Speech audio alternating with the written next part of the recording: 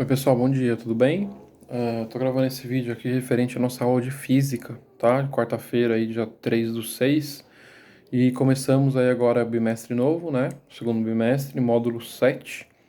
Agora nós vamos sair da parte da ondulatória e vamos entrar na ótica, beleza? Nessa primeira aula aqui, nós vamos conversar sobre algumas noções iniciais aí, tá? A base aí para o estudo da ótica. E a partir da próxima aula nós vamos aprofundar mais um pouquinho nos três princípios ópticos que existem, tá? Então, a primeira coisa é nós temos que definir o que é uma fonte de luz. Só para vocês se localizarem aí, agora eu estou na página 423, tá? Eu acho importantíssimo que vocês também façam a leitura aí, tá? Essa nossa aula de hoje, né?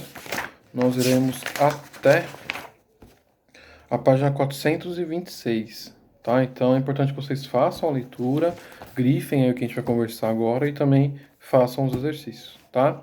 Então, a primeira coisa, o que é uma fonte de luz, né? Fonte de luz é qualquer corpo que consiga emitir luz, tá? Uma definição bem simples. E nós temos dois tipos de fontes de luz, tá? Nós temos fontes de luz que são primárias e fontes de luz que são secundárias. O nome aí também já é bem sugestivo, né? Fontes de luz que são chamadas de primárias são capazes de emitir, né, a sua própria luz, como por exemplo o Sol, né? Se eu pegar uma lanterna aqui, minha lanterna vai ser uma fonte de luz primária, tá? Porque ela consegue emitir essa luz aí, ela tem luz própria, tá? E automaticamente as fontes de luz aí secundárias são as que não conseguem ter luz própria, então elas refletem, certo? A luz de alguma outra fonte aí primária. Vamos usar a astronomia como exemplo aqui, né? A Lua, por exemplo. A Lua reflete para nós aqui na Terra o quê? A luz do Sol. Então, o Sol, ele seria uma fonte de luz primária e a Lua uma fonte de luz secundária. Alguns planetas do Sistema Solar emitem luz? Não, né? Então, todos os planetas do Sistema Solar, exceto, obviamente, né, o Sol, que não é um planeta, todos eles apenas refletem a luz de uma única fonte primária, que nesse caso aí é o Sol, beleza? Acho que é bem simples. Tem a atividade 1 para vocês fazerem aqui também. E agora nós vamos ver a diferença entre fontes pontuais e fontes extensas. Também é bem sugestivo o nome, né? Vamos imaginar agora que nós estamos olhando para uma televisão de LED, tá? O monitor de vocês aí, até a tela do celular. Quando eu olho aqui, né? Igual eu tô me olhando e vocês também vão estar me vendo agora aí. Nós vemos uma coisa como única, certo? Então ele é chamado aí de uma fonte o quê? De uma fonte extensa. É como se ela fosse formada aí por infinitas fontes pontuais. Agora, se eu conseguisse me aproximar aqui da tela, né, e ver a camada da tela aqui de trás do meu, né, de trás do vidro aqui do meu celular, eu ia ver cada chipzinho de LED, né? Então aí eu teria fontes o quê? Fontes pontuais. A minha luz aqui de casa, ó. Olhando daqui, peraí que eu vou ter que virar aqui a câmera. E não tá virando porque tá no vídeo. Enfim, se eu olhar daqui, ela parece uma fonte de luz o quê? Extensa. Eu vejo uma coisa única, né? Um feixe único. Porém, se eu olhar aqui dentro, não sei se dá para vocês verem. Eu tenho pontinhos individuais de LED. Eu vou apagar aqui para ficar melhor. Tá vendo? Eu tenho diversos pontinhos. Então, depende muito da perspectiva. Se eu pegar um pontinho desse daqui e colocar no microscópio, vai ser uma fonte pontual ou extensa? Pensa que no microscópio vai dar um zoom enorme nisso, né? Então, olhando ali a princípio, vai parecer como se fosse uma fonte extensa, tá? Então, depende muito do material que você está utilizando, do recurso que você tem, tá? Mas é simples. Se você consegue ver pontos, tá? Consegue perceber que existem coisas diferentes, são fontes pontuais, tá? Agora, se você vê tudo uniforme, como uma coisa única, aí é uma fonte extensa, tá? Olhando a televisão, você não vê os pontinhos lá, os pixels do LED, do LCD, seja lá como for a TV aí. Mas, se você conseguisse olhar por trás dela, tem vários pontinhos individuais, tá? Eu acho que deu para esclarecer melhor aí para vocês. Também tem um exercício sobre isso na 424, tá? E agora nós vamos ver aí os três tipos de pincéis de luz. O que é isso? É como a luz ela vai se propagar, tá? E os nomes aí também são bem sugestivos, né? O primeiro deles aí que nós temos é chamado de pincel cônico divergente.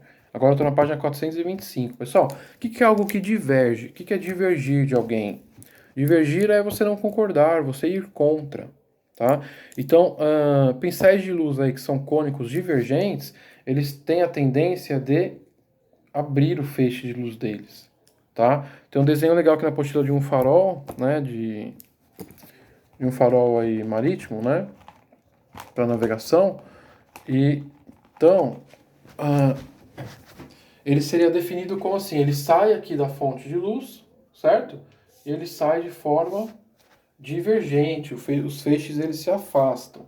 Automaticamente, se o cônico divergente ele abre, o cônico convergente ele tende o que a se encontrar, tá? Só que esse segundo modelo aqui só é possível quando você passa esse pincel de luz por uma lente, tá? Você precisa ter algum sistema óptico para conseguir esse tipo aqui de pincel de luz, beleza? Então, o divergente aí, os feixes eles se afastam e no cônico convergente eles se encontram. E aí nós temos o cilíndrico, que é o normal, tá? Se você pegar um laser, por exemplo, ou uma lanterna, são sempre aí pincéis de luz cilíndricos, tá? E automaticamente aí eles são os que conseguem se propagar por mais tempo, né? Porque eles mantêm a estrutura deles, né? Eles não vão abrindo e perdendo força, né? Ficando cada vez mais longe e ficando individualizados e emitindo menos luz, e nem se encontram também formando algo muito pequeno, certo? E agora, para terminar aí nossa aula de hoje, na página 426, nós temos os meios ópticos, tá? Que é por onde a luz pode ou não se propagar.